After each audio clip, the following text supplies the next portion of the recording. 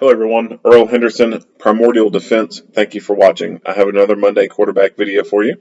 I'm going to play the entirety of this video and then I'll go back and talk about things that are going on to better explain what's going on and talk about things that I think that were done right and or done wrong. Without further ado, here we go.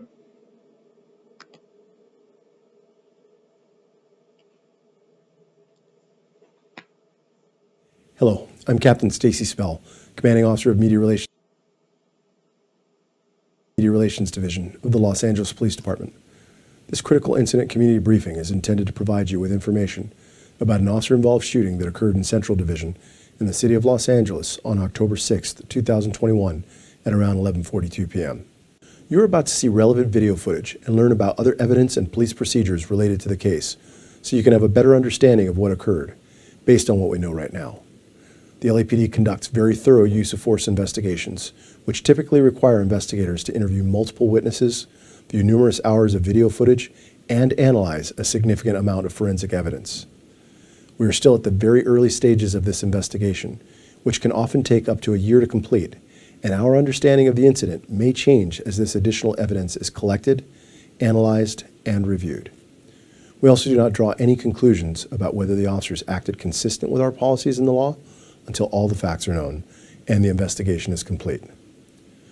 A word of caution, the images and information you're about to see may be disturbing. When a police officer uses force to arrest a suspect or defend against an attack, it can be graphic and difficult to watch. In addition, there may be strong language used by those shown in the video. Viewer discretion is advised, especially for young children and sensitive viewers. Central area officers responded to a radio call of a female armed with a handgun in the area of Arcadia Street and Spring Street. When officers arrived to the area of the 911 call, they were flagged down by a community member who directed them to the location of the suspect, who was located inside a tent within an encampment adjacent to the 101 freeway off-ramp. As officers attempted to communicate with the suspect from a distance, the suspect exited the tent and fired multiple rounds at the officers. That suspect was identified as Victoria Bardales. Here's the 911 call and corresponding radio broadcast for this incident. LA City 911, operator 908. My name is Jeff, and I'm sleeping outside in a tent at Arcadia and Spring. I've been trying to sleep for the past 30 minutes or so. It was a bunch of noise outside my tent. I come out the tent, and there's a woman outside my tent with a gun. I don't know Is if she it's white, real or black, not. Hispanic, or Asian? She's white, heavy set. Any She's clothing on the description mount. that you could provide me? No, I don't know her description. I don't know her, or none of that. Do you see her right now? I know I got out of my tent and crossed the street when I saw she had the gun. Okay, did she threaten anybody with it? She threatened me. I woke up to see a woman with a gun. That's a threat. Okay, did she make a verbal threat towards you or point it towards you or anything? No, she hasn't made a personal threat toward me with the gun. She was kneeling down by the tree from where my tent is. She stood up. She had a gun in her hand. Okay, and you said you couldn't sleep because of the noise. What was the noise? Was it music? Was she screaming? What was she doing? No, she around my tent. Oh, you stop with that. You stop with that. Who are you talking to? What time is it? 12 o'clock in the morning, and I'm calling you to tell you. I am a victim already. I am a victim already ma'am, this week. I'm trying to help you, and I'm trying to get the officers to locate her. Do you remember what color of clothing she was wearing at all? Oh, no. No. Okay, what I is your didn't name? look at her like that. My name is... Okay, ma'am, we're sending officers out there. Thank you. Central units, 415 woman with a gun, Arcadia and Spring. Suspect is a female, white, heavy set. No clothing description, armed with a gun, code 3, incident 5340, D111. Metropolitan Division Special Weapons and Tactics, SWAT officers, as well as K-9 personnel, arrived at scene shortly thereafter to assist Central Area officers. While setting up containment of the surrounding area, Bardales was observed outside of a tent holding what appeared to be a female hostage at gunpoint, at which time an officer-involved shooting occurred. Bardales was struck by gunfire and taken into custody. Body-worn video cameras are used by most officers assigned to field duties. They are worn at chest level and capture a general perspective within line of sight from that angle. The angle of the camera prohibits viewers from seeing everything the officer saw and experienced. Upon activation, both audio and video will turn on. However, body-worn video cameras have a buffer of video without audio from the previous 2 minutes prior to activation. This feature is designed to capture incidents that occur suddenly, where an officer doesn't immediately activate the camera. Here's body-worn video from officers involved in this incident. Flag down. Yeah. Your side.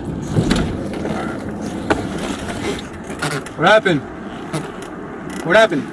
I don't care the people around my tent and a big woman had a gun in her hand. A big woman? Where is she? Inside? They're right there. Okay, inside. All right, just direct us over there real quick. Walk a little bit from here? Yeah, fuck it. Give it a shot.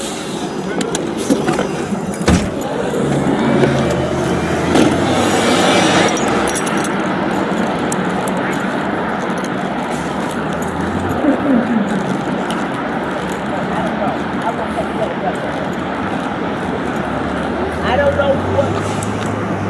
Blue jeans. Did you see? That's all I saw.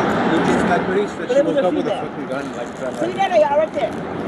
Blue jeans, black hoodie? Fuck. Hey,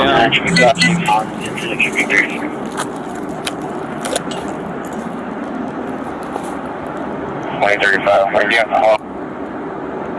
Be on 3rd. the one with the light? I don't know. Why they there? Her?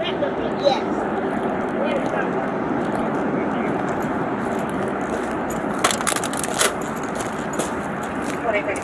Hey, stop! Stop real quick, we just want to talk to you. Oh shit. Shots fired, dog. Shots fired. 5 be advised, shots fired on the location. Make it a hard fight.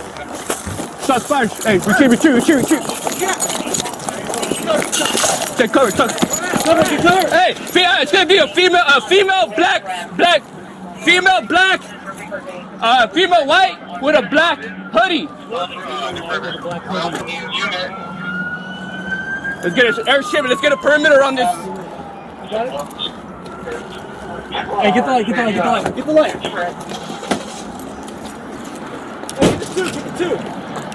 Hey. You know, respond to, I can respond.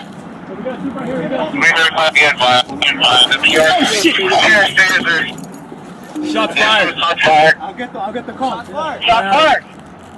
And we got two right here on the left. She's inside the bushes. Straight ahead. 35, we're gonna be right south of the 110 with first Hey, going away. we need someone with a rifle. Oh shit. Officer needs help, Arcadians.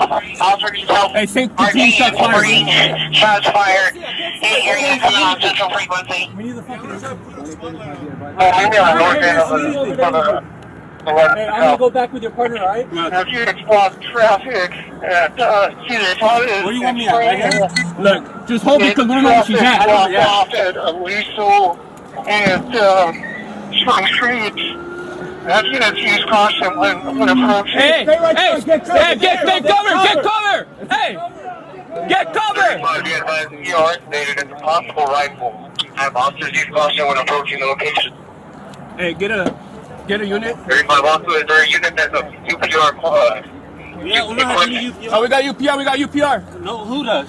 Sorry. Hey, get cover, sir, because we're taking shots from just north of us. Street squad. Yeah, lady. We don't know where the suspect is. Female white with a black sweater. In the bushes.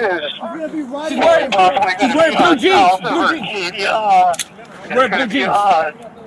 West of Spring Street. We need units block traffic. Take cover, sir. Aliso and Spring Street. Let's see the shot is and Aliso. Jeff, you got the rifle! Hey, be advised, we got eyes on a blue jet. It's gonna be just east of 110. So it's already being fired.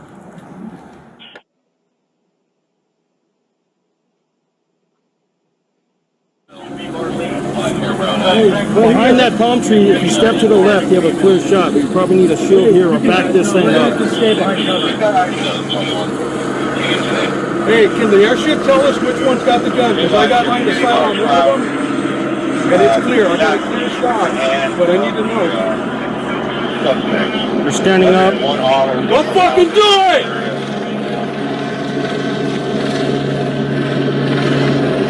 She's got it to her head. She's got it to her head. See her wrist bending this way?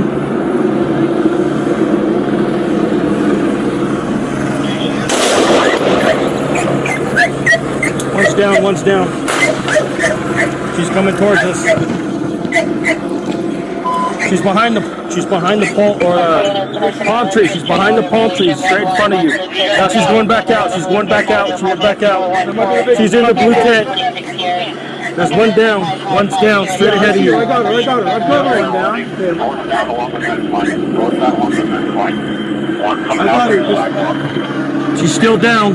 She's still down. I'm still covering her. See her body on the ground? Yes. I got eyes on her. I got one body down, one went to the blue tent. Hold on, don't do anything. I got eyes on her still. They've separated, so let's let them get that person in custody.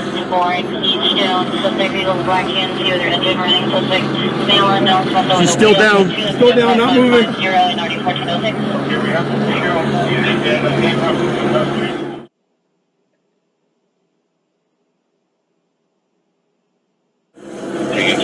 Hey, can the airship tell us which one's got the gun? Because I got line of sight on one of them, and it's clear. I got a clear shot, but I need to know. Don't fucking do it!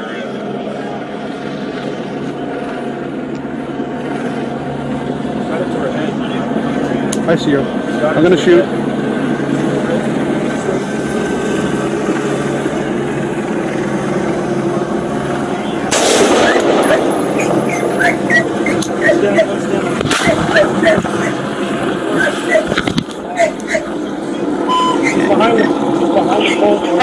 Where is she? One back out. One back out. That might be the victim. That might be the victim. One down. One down. Yeah, I see her. I got her. I'm covering. I got her. She's still down. She's still down. I'm still covering her. Yes, I got eyes on it. Hey, let's bump up to the fence. Hold on. Don't do anything. I got eyes on her still. They've separated, so let's let them get that person in custody.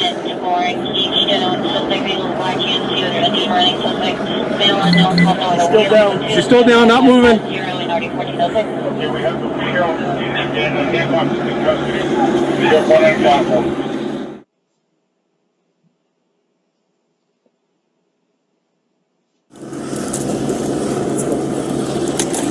You guys are ready? Yeah. All right, move up.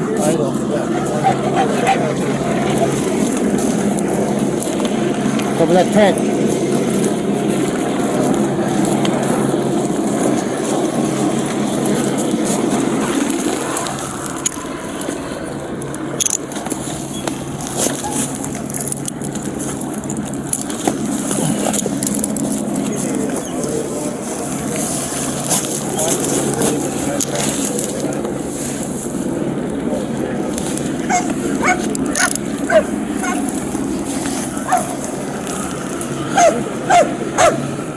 Los Angeles Fire Department paramedics transported Bardales to a local hospital where she was treated for a non-life-threatening gunshot wound.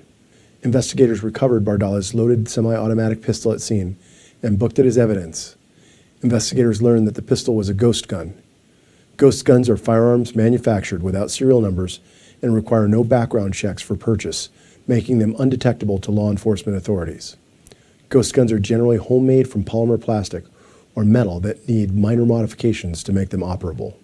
On October 12, 2021, the Los Angeles County District Attorney's Office filed 2 counts of kidnapping and 2 counts of assault with a deadly weapon on Bardales. Victoria Bardales is a 36-year-old resident of Los Angeles. In the next several months, the LAPD will continue to investigate and analyze this incident. We will continue interviewing any new witnesses that may come forward and complete any forensic tests. After the investigation is complete, our Critical Incident Review Division will forward their findings to the Chief of Police, who will make his recommendation to the Civilian Board of Police Commissioners. The board will evaluate the evidence to determine whether the officer's tactics, drawing and exhibiting a weapon, and use of deadly force in this instance met the high standards expected of all LAPD officers. If you would like more information on how the LAPD investigates all serious uses of force, visit lapdonline.org, where you can find the LAPD's use of force policy and procedures. Thank you for taking the time to view this critical incident community briefing.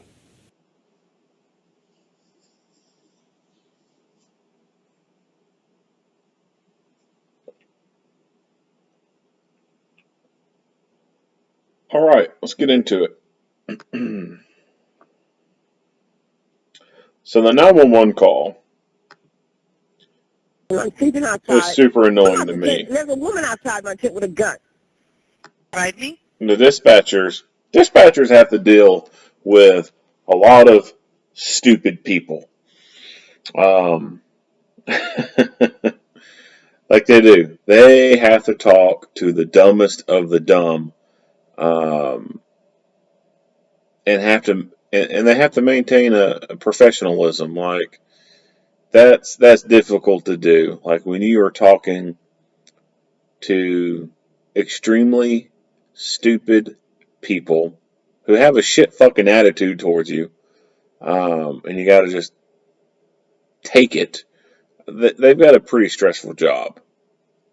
And then when you have a person calling to report a person with a gun, but then can't even give a clothing description because they said they don't look at them like that, and the only thing they can broadcast is a large white female with a gun.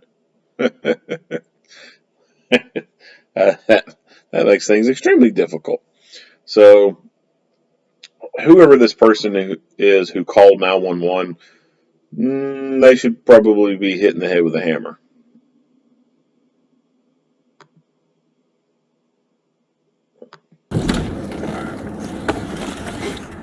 What happened? What happened? Here's body-worn video from officers.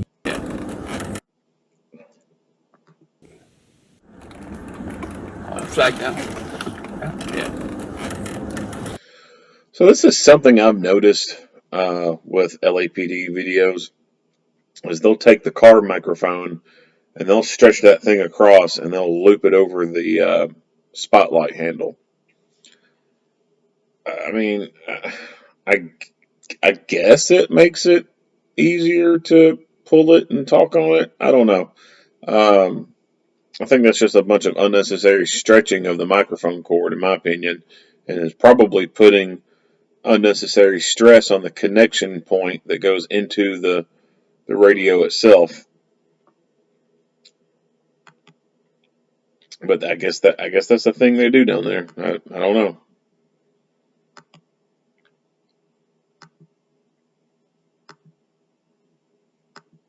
So they get out, and just like in true fashion, where police respond to a call involving a gun, they don't get out with a long gun.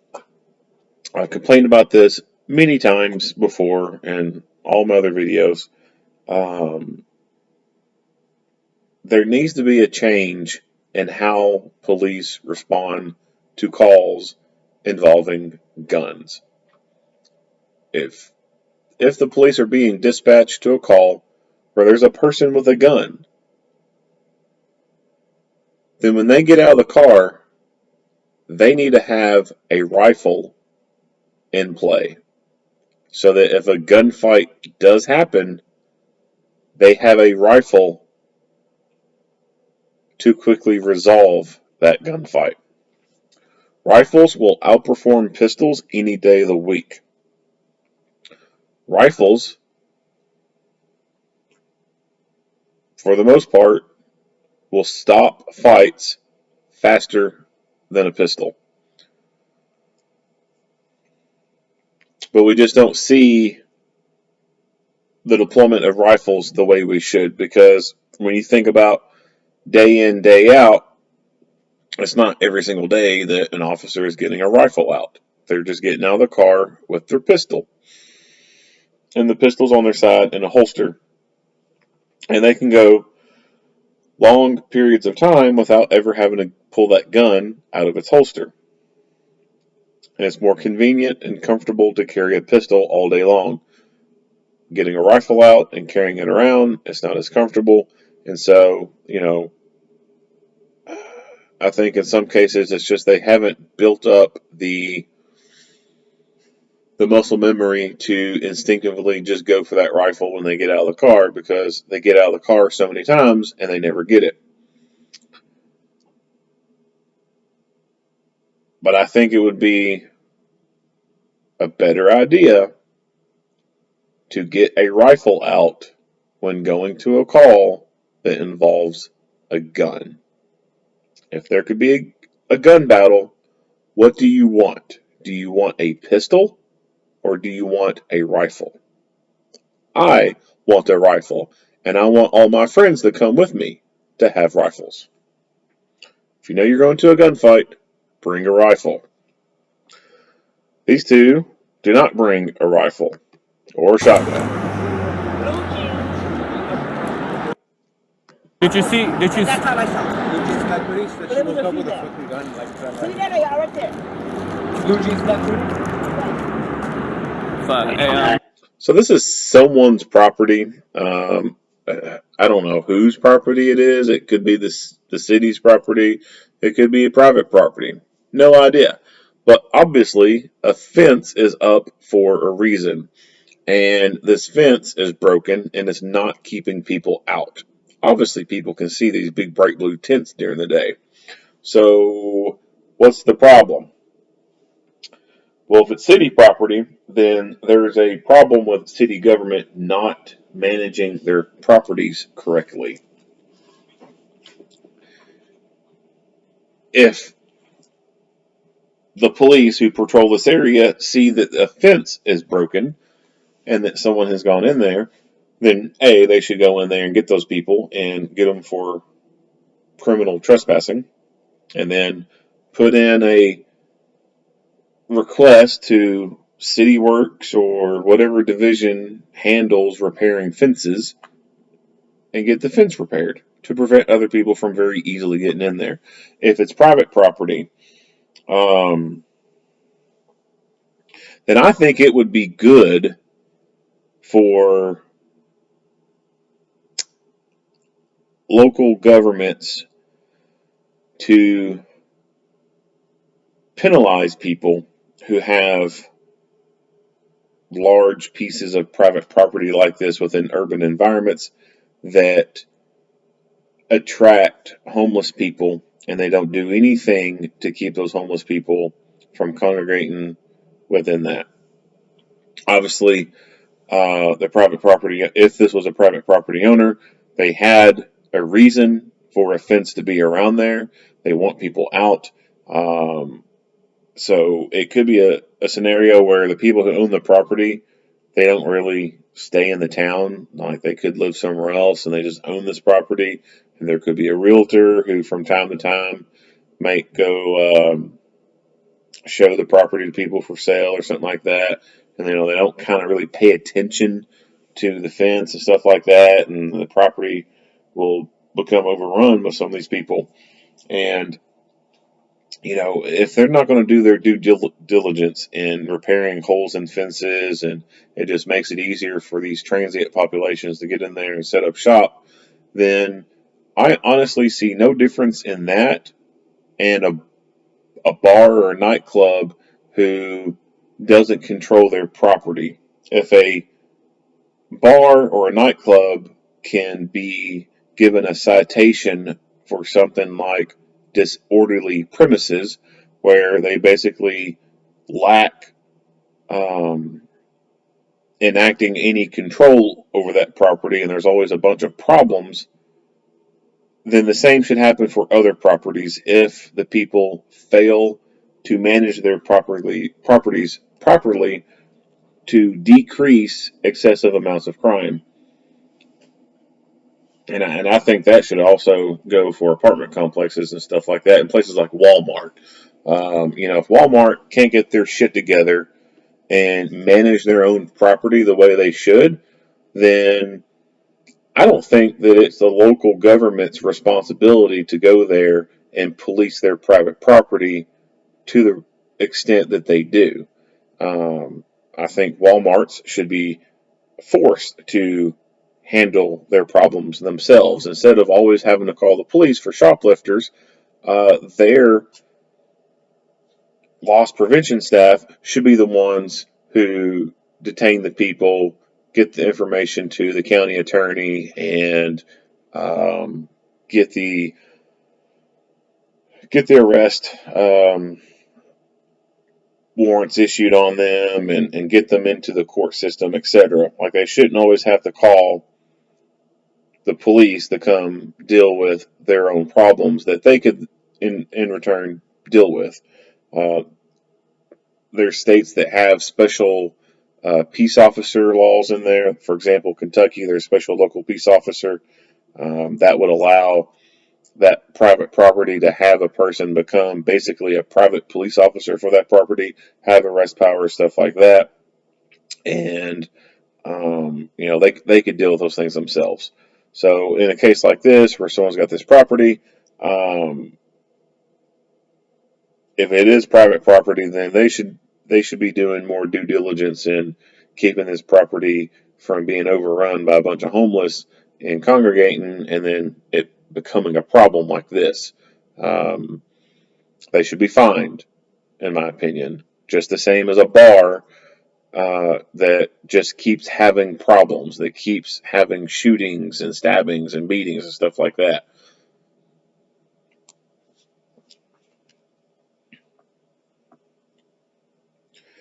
So they get in there. Her? Yes.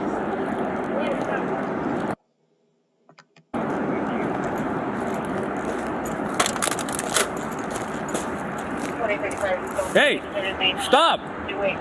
Stop. And you can't see very well because the camera just doesn't show you what the human eye can see. Like, you kind of have a general idea of what's where, but what he is seeing right now, we cannot see in the same clarity of what he sees. Stop real quick, we just want to talk to you. Oh,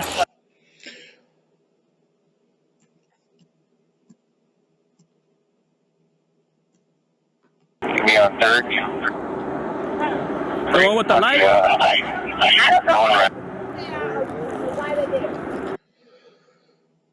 He was from a pretty far distance shining that light, and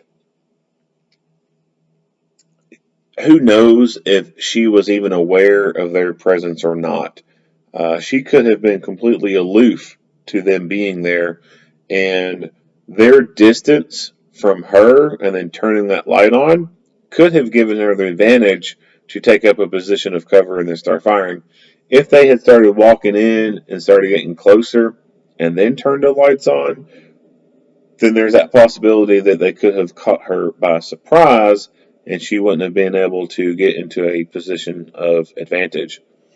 There's also the possibility that she knew they were there as soon as they parked in the road and turned on the steady burn lights, and could have been watching them the whole time. If he had gotten out with a rifle, I think it's a possibility that if he needed to take a shot, he probably would have been able to make an accurate shot with a rifle and could have prevented this person taking another person hostage,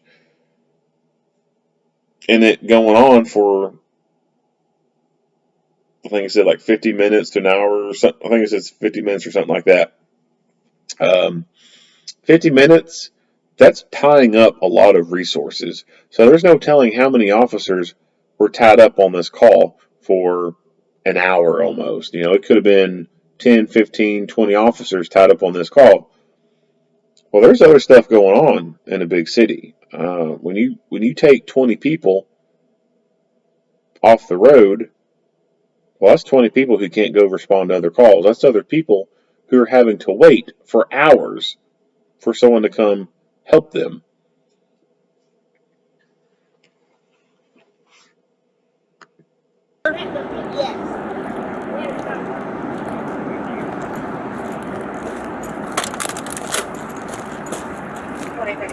Hey, stop! Stop real quick, we just want to talk to you. Oh shit. Shots fired, dog. Shots fired. So he takes shots fired, but he keeps his handheld light turned on. A bright white light being left on while you're behind cover can, one, tell everyone where you're at, and then two, with the light being on and it hitting the tree and having reflection off the tree could provide the adversary some slight illumination of you hiding behind the tree. We don't want to give the adversaries any advantage. So taking cover and having your flashlight turned on like a movie premiere it's not the greatest idea. The light should be turned off until you're actively shooting.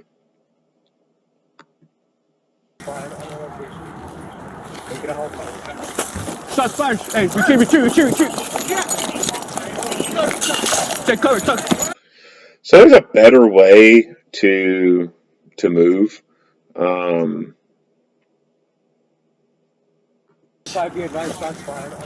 So he starts off from here.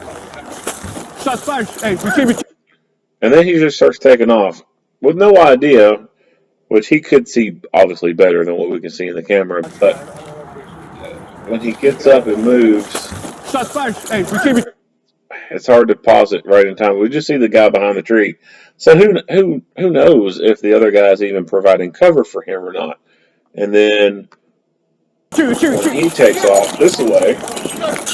Take cover. Hey, it's gonna be a female. He obviously comes up behind him, but there's no communication to him to move. So when you do moving and bounding, one person maintains cover, and the other person will communicate out moving, and then the other person who's set in their place and has cover and can provide fire can respond with move, and then the other person will move, and they'll get to where they're going, and they could yell out set or whatever, or they could yell out move, and then the person who covered them can respond with moving, and then bound back to where they need to go. So 2-man drills like that should be something that you train for and practice. That way you have better coverage when moving. Because if you both move at the same time, no one's being covered. If one moves without the other knowing it and it isn't prepared to cover you, then while you're moving and coming out from behind cover, the adversary can start popping rounds, and then the other person is not in a position to be able to respond to it right away. Shots fired. Hey, retreat. Take cover. Hey, it's gonna be a female. So this guy probably has the better cover. He is behind the engine block. These doors, if she really did have a rifle, the rifle round would have went through the passenger door and then came straight out this driver's side door and hit this officer. Female black, female white with a black hoodie. Female black. Hey, it's gonna be a female black. This guy's amped up. Like the adrenaline, you can tell, is pumping hard for this guy. So he is legitimately experiencing fight, flight, freeze response. And with that, you have a heavy dump of adrenaline through your body. And it's obvious that's what he's going through right now. He's getting his words mumbled up. It's hard for him to get that out because the forebrain is what is responsible for doing things like that, speech and drawing, the things that make us human, right? Midbrain is more of the puppy brain or the monkey brain, caveman brain, so to speak. And when fight or flight kicks in and the adrenaline is really pumping hard, midbrain starts to kind of take over, and forebrain starts to shut down a little bit. And this is where good training comes into play, especially force on force. So, we can teach the good fundamentals of firearms, marksmanship, and stuff like that on a square range, but to get a person stress inoculated to, other people being guns and shooting towards them and stuff like that, and moving and communicating and even moving and shooting and doing a bunch of complex things, um, that takes time. And when you do that and you do it right, you can get a person to where when things like this happen, they can have their forebrain start to take a little bit more control and take more of a uh,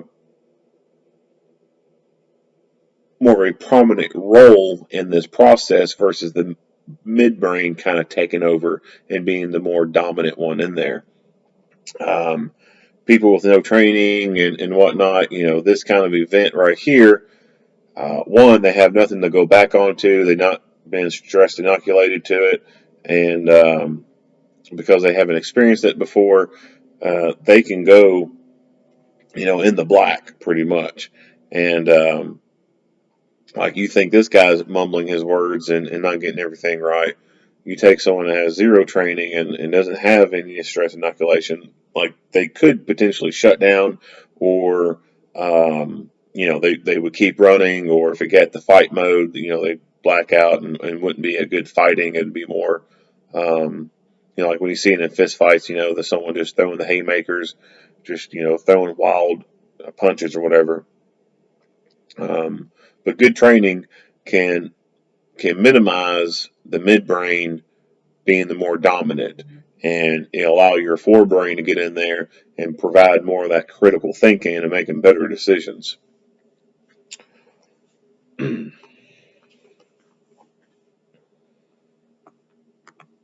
White with a black hoodie. Let's get an airship. Let's get a perimeter on this. Hey, get the light, get the light, get the light, get the light.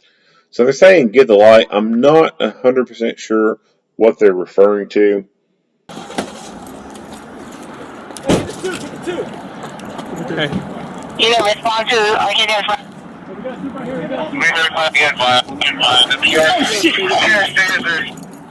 Shots fired. I'll get the call. Shots fired. And we got two right here on the left.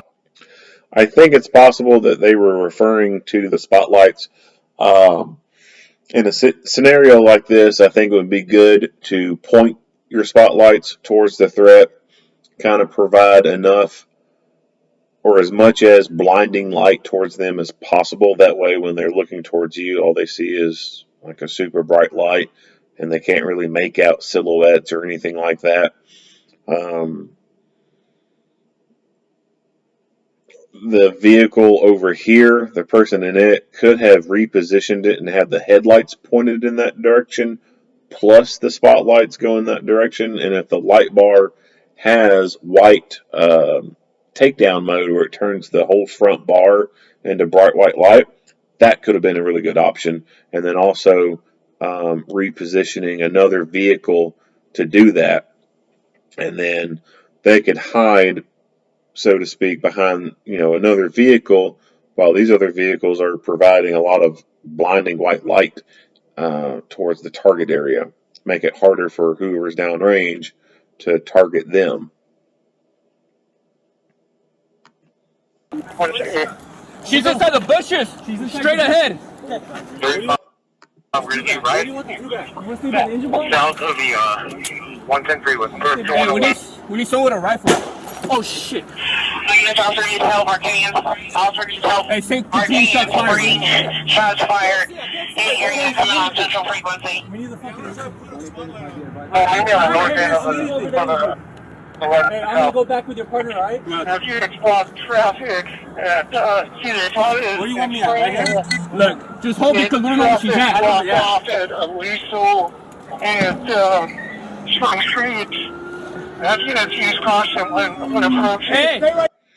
So whoever's in the background talking sounds like a supervisor, and that is a lot of grabbing airtime. That's another thing I've noticed with LAPD. Like, there are people who will read a fucking book on the radio, and they draw their words out, and they're really long-winded in their talking. And in something like this, where these guys they're practically in the fight, like, you don't need somebody in the background eating up airtime. I don't, that's just one of my pet peeves. I hate people who are radio hogs and just talk on the radio, and then if they just sound like shit on the radio anyway,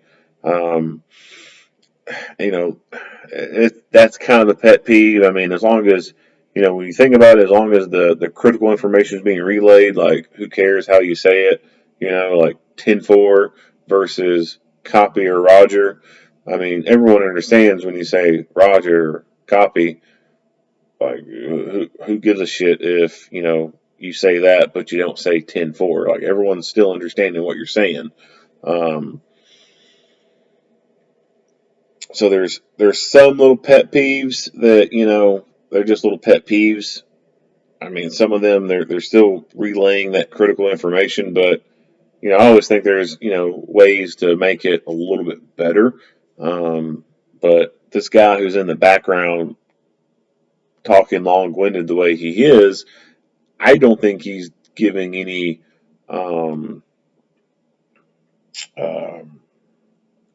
benefit to what's going on. Hey, get cover! Get cover! Hey! Get cover! You are stated as a possible rifle. Have officers use caution when approaching the location. Hey, get a unit. 35 officers, is there a unit that's a UPR Yeah, we got UPR. No, who does? Sorry. Hey, get cover! No idea what UPR stands for. Sir, because we're taking shots from just north of us. Yeah, lady, female, white with a black sweater. She's wearing blue jeans. Wearing blue jeans. OIS of Spring Street. We need units on traffic. Take cover, sir. Oh, shit. Aliso and Spring Street. And see the shot is and Aliso. Jump. While this dude is still fucking talking, they're being shot at. There's some people that they need to have their radio taken away from them. Like, they really do. Like, take the Motorola away from them and give them a fucking Fisher and Price radio.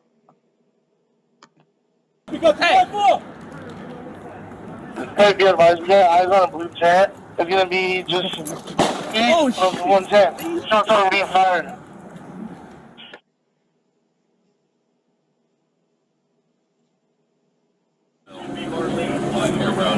Behind that palm tree, if you step to the left, you have a clear shot, but you probably need a shield here or back this thing up.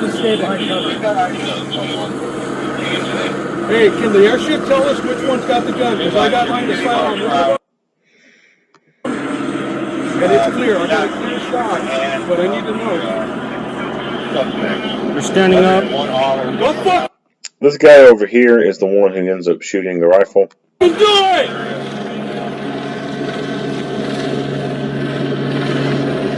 She's got it to her head. She's got it to her head. See her wrist bending? She's got it to her head. And it's hard to tell, but that looks like an old school, legacy Surefire light. She's got it to her head. See her wrist bending this way?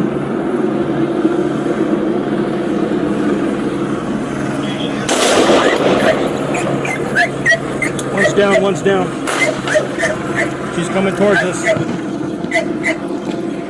She's behind the, she's coming towards us. Yeah, that almost looks like the real old school Surefire light that was basically a handguard replacement. Like you would take your old handguards off and put that thing on, and it was like a light built into the handguard. She's behind the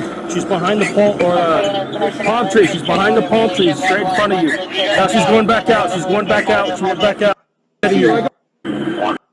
Yes, I got eyes on her. She's still down. She's still down. I'm still covering her. See her body on the ground? Yes. She's still down. She's still down. I'm still covering her. See her body on the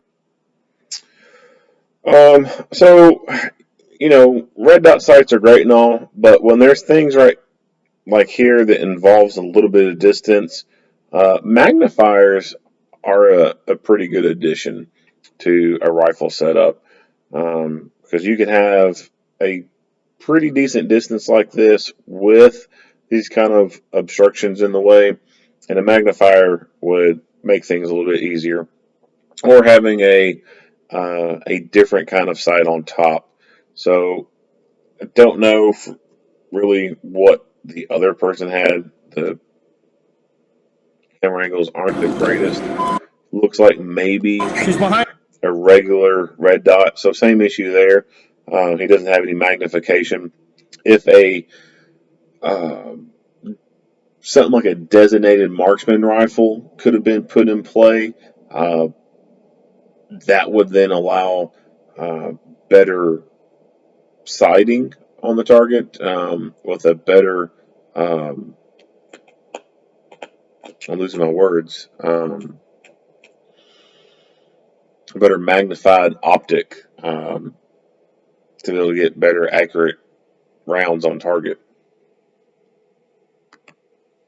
She's behind the palm tree. She's behind the palm tree, straight in front of you. Now she's going back out. She's going back out. She went back out. She's in the blue tent. I'm still covering her. See her body on the ground? Yes. I got her. Go down, not moving. Can the airship tell us which fucking where's here? I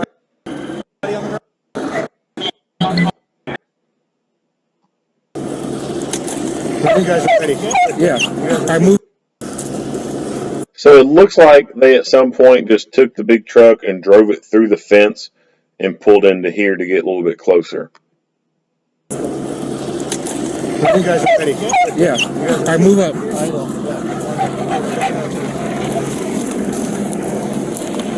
Cover that tent.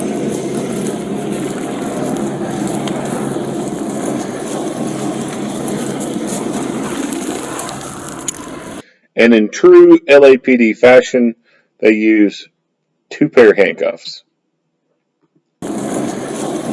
Like he's already got them set up where they're linked together.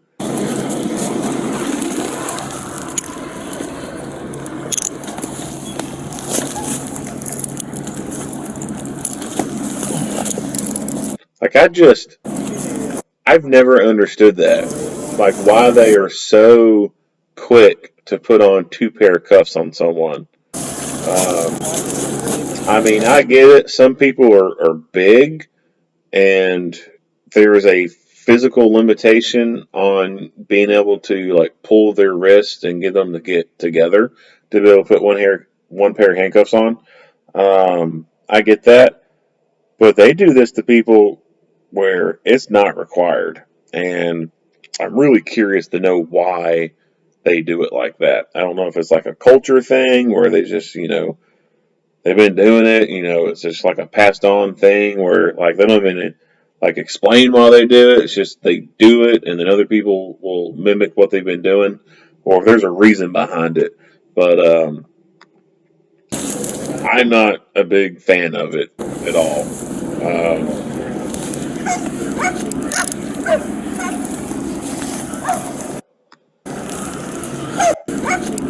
Like I kind of think based off what I'm seeing, they probably could have got her hands together in the back and cuffed her with just one pair of cuffs. I don't think it was totally necessary to use two. When you put two cuffs on someone like that, it gives them more range of movement. Makes it easier for them to pull one hand closer to the front, and it makes it easier for them to slip the cuffs to the front. Pull the cuffs over their butt and then just pull their legs through. Now their hands are to the front of them, and makes it easier for them to grab hold of something and then be able to wield it as a weapon, and then fight with it easier. They can grab hold of a stick or something and have the hand in front of them and get decent swinging on it. I mean, it's not going to be the greatest, but get some kind of swinging motion going on it. Or even if they got a hold of the gun, they can pull that freaking hand out in front of them and shoot, Old West cowboy style, firing from the hip basically, and still put rounds down range. So I've never been the biggest fan of two handcuffs on someone, and if anybody knows why that they always do that shit, I would really like to know why.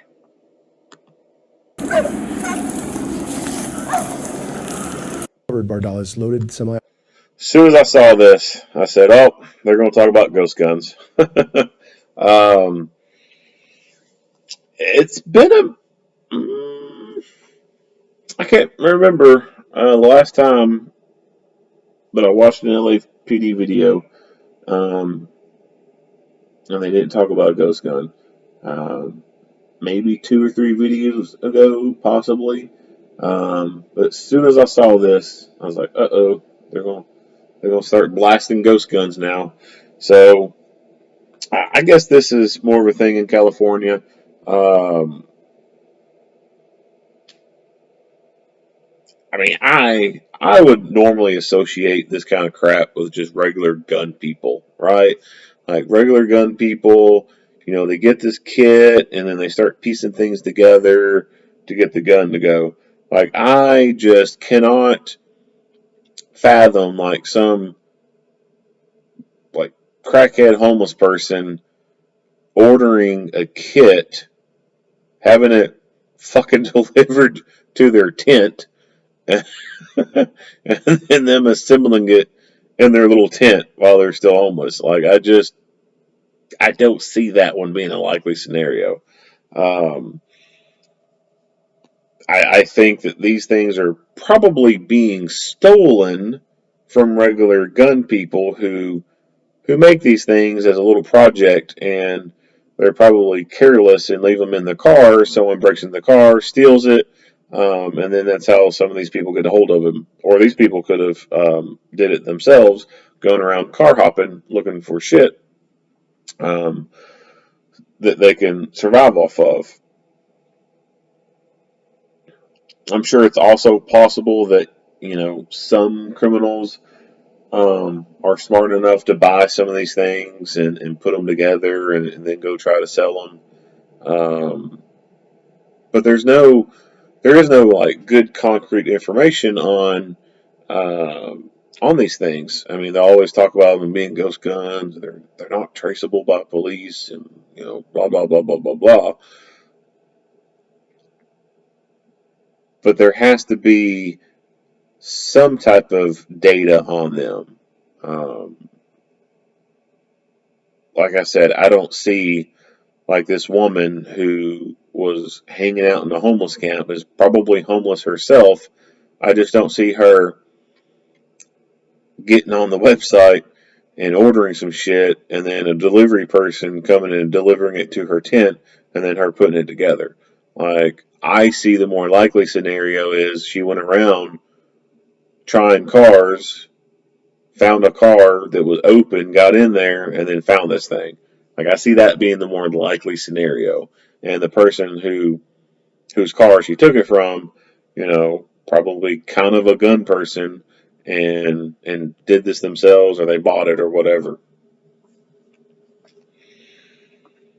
California does not like ghost guns. Manufactured without serial numbers and require no background checks for purchase. making them undetectable to law enforcement authorities. Ghost guns are generally homemade from polymer plastic or metal that need minor modifications to make. They talk about them like, you know, somebody's fucking cooked one on a stove or something. They're homemade, made by polymer. Um, I mean, you buy them as kits, and um, you put some pieces together, but it's and then for people watching this, the gun guys. I mean, you already know what I'm talking about, but people who aren't gun people, I mean, it's almost like buying um, a shelf, like a like a metal shelf thing, and then you got to put it together. You know, you get the pieces, but it's not, you know, one complete shelf that you know come home in one big piece. You buy a box that has a bunch of pieces in it, and now you got to put the damn thing together in your, you know, your living room or your garage or whatever. And that's all those ghost gun kits are. They're just little kits, and they it's just the way they describe it in the video. They're made at home. Ghost guns are generally homemade from polymer plastic or metal that need. Like, I don't think, like, would you say that the shelf you bought at the fucking department store is homemade? No. Like, no one would say, "Oh yeah, that's a homemade shelf I put together in my living room."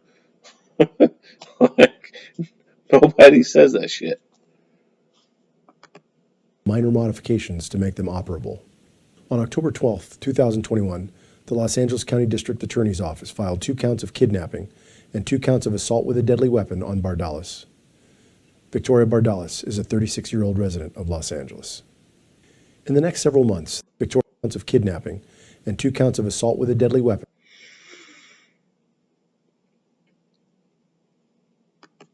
on Bardales. Victoria Bardales. So she's probably already out, and it's probably had her charges amended down. Um, I don't know. I'm just joking. Just given the way that the criminal justice system seems to work nowadays. Um, LAPD was showing people's criminal backgrounds on here, and then they kind of stopped. And there's some videos where it seems like they go into it, but then someone has edited the video to take out the part where they talk about a person's criminal background. There was nothing in this that made it look like that, but I have seen other videos where like they didn't splice the video good enough, and you could hear them start to talk about something, and then it cut it out.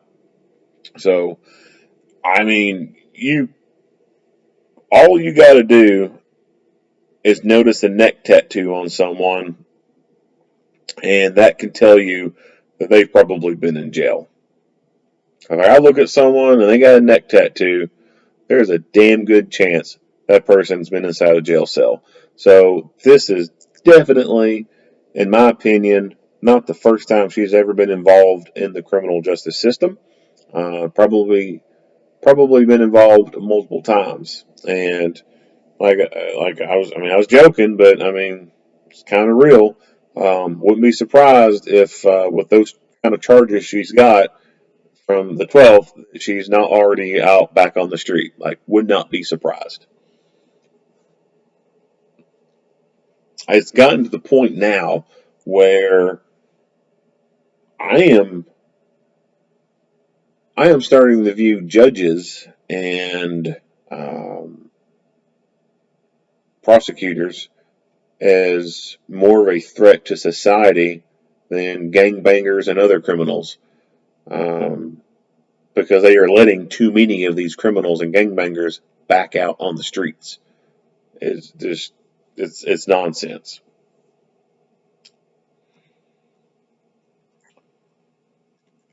And they've changed their little slide thing at the end where they talk about the process, which I think it looks better. Um, anyway, not much else to talk about in this video. If you like what you hear and see, go ahead and give me a like and a share. If you have not already, Hit that subscribe button and stay tuned for more Monday quarterback videos. Earl Henderson, Primordial Defense, thank you for watching.